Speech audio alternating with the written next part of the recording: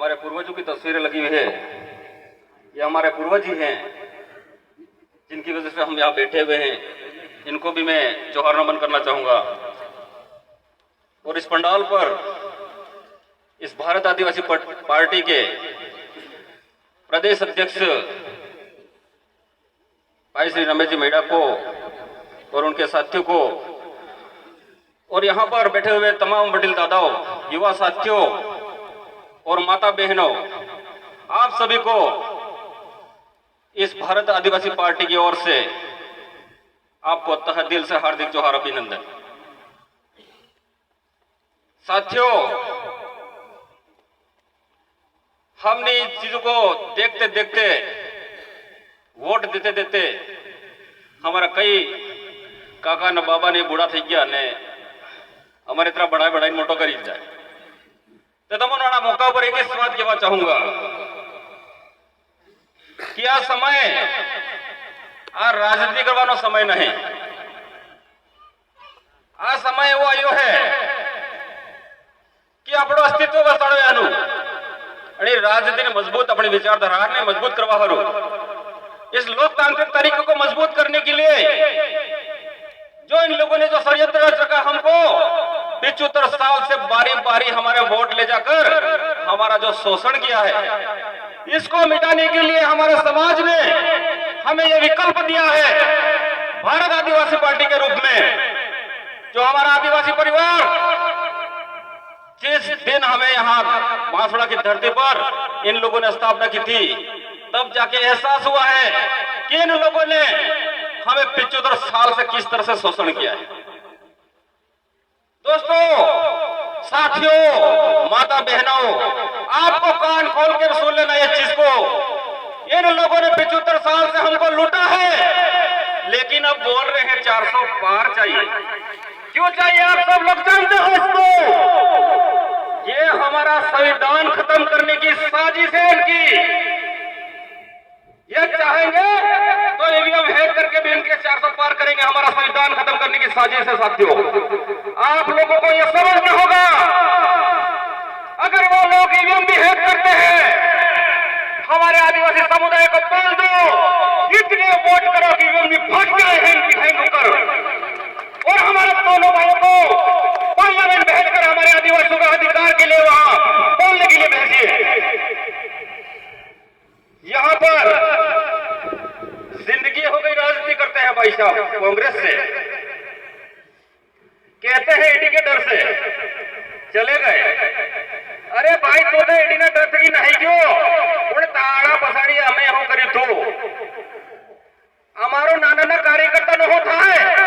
ये नहीं सोचो ये આપણો થઈ શકે नहीं થઈ શકે। दोस्तों, એટલા હવે તમને કહેવા ચાહું, ऐसे गद्दार नेताओं को इस संवाद से बाहर फेंको, दोबारा आने की जरूरत नहीं करे हो।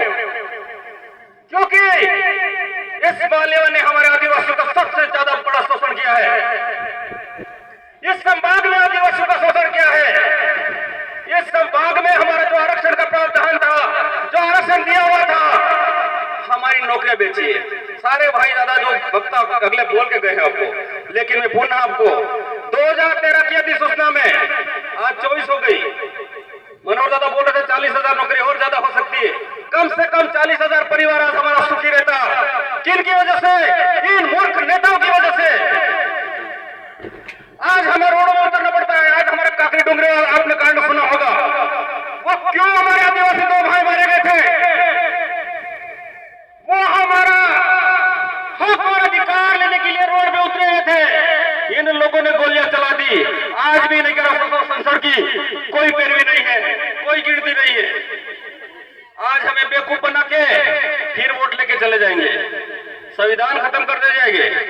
क्या हमारा पीढ़ी जो हमें आज की तारीख में जो हमारी पीढ़ी हमने पैदा की है, इनका क्या होगा ये सोचना। दोस्तों, हमारे आदिवासी भाइयों को विशेष करके मैं कहना चाहता हूँ, माइनॉरिटी भाई जो भी हो तो उनको भी विशेष करके कहना चाहता हूँ, और कुछ हमारे भाई जो आदिवासी समाज के हैं, जो लेकिन धार्मिक चीजों में जाते हैं, इनको भी मैं कहना चाहता हूँ, आप चाहे कोई भी धर्म अपनाओ, हमें कोई आपत्ति नहीं है, लेकिन आपको एक बार ये सोचना होगा, हमारे आदिवासियों को बचाने के लिए, हमारे आने वाली पीढ़ी को बचाने के लिए एक बार आदिवासी जाजा में आकर आदिवासियों का साथ दे दो, तो आप जब जाके आदिवासी बचेगा, वरना आदिवासी नहीं बचेगा। दोस्तों, इन वसी समाज के लोगों से मैं भी कहना चाहता हूँ, आपके साथ हम कंधे से कंधे मिलाकर हर समय तक आपको 12 बजे जरूरत पड़ेगी तो हम तैयार होंगे, लेकिन एक बार इन कट्टर नेताओं को यहाँ से उखाड़ कर फेंकने के लिए आप हमारा साथ दे दीजिए साथियों। हम आपको किसी प्रकार की आपत्ति आदि हम तैयार है साथियों, क्योंकि यहाँ पे ऐसा षड्यंत्र रचा जा रहा है। और यहाँ पे आज क्या बोल रहे हैं पता है बीजेपी वाले, एक नया फंडा ढूंढा है लोग, ये क्या करेंगे 2 सीटें जिता के, ये क्या करेंगे 1-2 सीटें जिता के, ये तो एक साइड में कोने में जाके बैठे रहे। लेकिन मैं उनको कहना चाहता हूँ, हमारे 2018 में 2 विधायक थे, पूरी जयपुर हिला के रखती थी ना, पूरी इंडिया हिला के रखती थी। मैं इन मालिया को कहना चाहता हूँ, तू क्या कर रहा था वहां पे? चने खा रहा था या चमोसे खा रहा था? तुझे याद होना चाहिए कि इस राजस्थान में सरकार में रहते हुए हमारे दोनों विधायक टॉपर में रहे विकास में। तू तो मंत्री था, तू था ना। ये काम हमारे विधायक ने किया है, और हमारे आज की तारीख में राजकुमार जी रोज 84 विधानसभा के विधायक भी हैं और आज सांसद प्रत्याशी बने हैं। ये हमारे चाचम ने बनाए हैं इनको। इसी तरह बैठ के निर्णय किया गया है कि आप समाज की आवाज बन के जयपुर गुंजे है, लेकिन अब दिल्ली में गुंजाइए। दिल्ली में जाकर इन आदिवासी नेताओं को जो गूंगे बन के बैठे हैं, उनके कान दबाइए, ताकि जब कम से कम जरूरत पड़े आदिवासियों के साथ में आवाज उठाने में काम लगे। और जब जब आदिवासियों का शोषण होगा, तब आदिवासियों का जो भला चाहेगा, तो यही भाई है जो पूरे इंडिया में आज तहलका मचा रहे, आदिवासियों को एकड़ा करवा रहा है। तो मैं आपको पुनः कहना चाहता हूं, आज हमें कुदरत ने ऐसा मौका दिया है, कभी सोचा भी नहीं होगा, लेकिन कुदरत की ऐसी मार होती है, गद्दार को ज्यादा दिन टिकने नहीं देती है। आपके सामने है, अभी चुनाव हुआ था, जीता था, इसको स्वतः ही इस्तीफा देना पड़ा, या किसी ने बोला था इसे इसके एक कुकर्म थे। तो आज हमें बागीरा को, जनता को फिर एक ऐसा मौका मिला है कि बागीरा की जो आवाज है वो जयपुर में जाकर गुंजाने का तो पुनः मौका मिला है। आपको मैं पुनः एक बार फिर कहना चाहूंगा कि आप लोग बलिए में, गांव में, जहां भी रिश्तेदारी है, वहां जाकर एक भाई जयपुर पटेल के लिए एक बार वोट मांगिए। मैं आशा और विश्वास करूंगा कि बागीरा की जनता को वो नर्वस नहीं करेगा। इन्हीं बातों के साथ मैं अपना स्थान ग्रहण करूंगा, लेकिन जरिए एक गीत गई तुम लगे।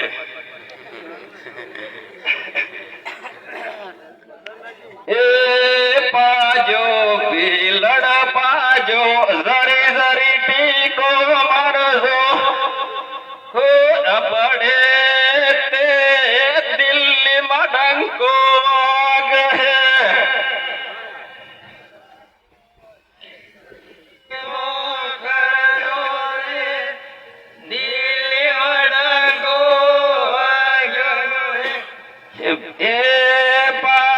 बेनोता में गलजन फल जमसासो हो पड़े तेरे पूरे कुड़ा सीले हो।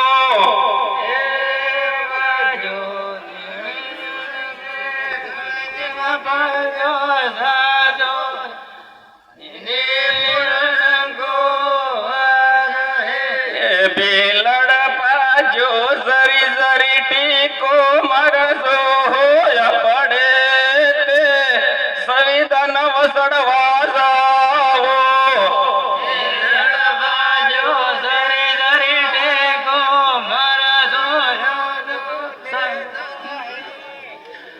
ठीक है दोस्तों, जय जोहार, जय आदिवासी, जय बिल प्रदेश।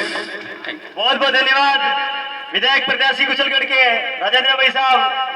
अब मैं अगले वक्ता के रूप में हमारे बीच में चुनाव प्रभारी टीम की तरफ से अशोक जी रोज डूंगरपुर से जो आए हैं, उनसे मैं निवेदन करूंगा शॉर्ट और सटीक शब्दों में अपनी बात रखेंगे।